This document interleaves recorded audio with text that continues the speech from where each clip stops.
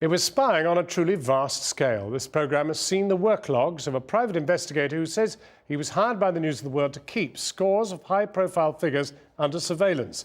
Amongst them, we can reveal Tom Watson, the MP who was closely involved in uncovering the News of the World hacking scandal.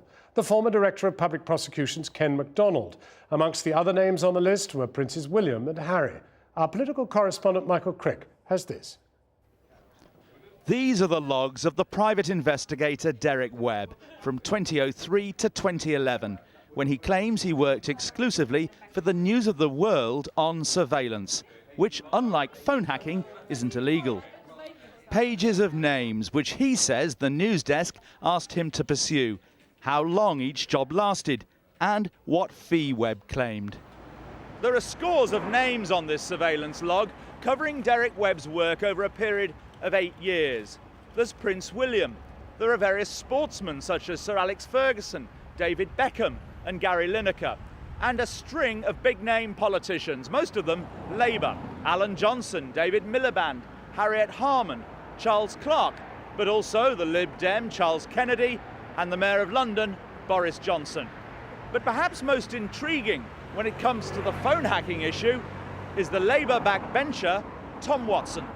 This was Tom Watson on the 15th of September 2009 in the Commons Culture Committee, grilling the then boss of News International, Les Hinton, over phone hacking. Just 13 days later, according to his log, for a period of 5 days, Derek Webb began surveillance of Tom Watson at the Labour conference in Brighton and put in an invoice for more than £1,100. £1,100 for carrying out surveillance on you for 5 days at the Labour Party conference. What do you make of that? Well, I've been told in recent months that News International did use private investigators to follow me, but I've never seen the proof before. I'd like to say I'm shocked by it, but frankly, I've seen such despicable acts by this company, I'm not. But it is, when it hits you, when you actually see they paid this guy to follow me around for a whole week, and I didn't know he was doing it. So, I mean, I think it's pretty shocking. And for me, I was a backbench MP, unknown in the country in 2009, but I was involved in this high-profile investigation into phone hacking on my committee. I can only conclude that this was done to try and dig up dirt, to try and discredit me as a member of that committee. And I think that's got profound questions for our democracy. And I would hope that James Murdoch gives a very good explanation of himself before he comes to the committee. Tonight, News International have yet to respond to calls from Channel 4 News about Derek Webb's log.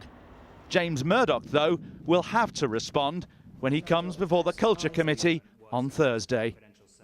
Michael Crick reporting. Well, among the many names of those who seem to have been placed under surveillance include the London Mayor, Boris Johnson, the Chairman of the London Olympics 2012, Lord Coe, Princes William and Harry, Hollywood star Angelina Jolie, England footballer Frank Lampard, Paul McCartney, David Miliband, and we'll have more on this later in the programme.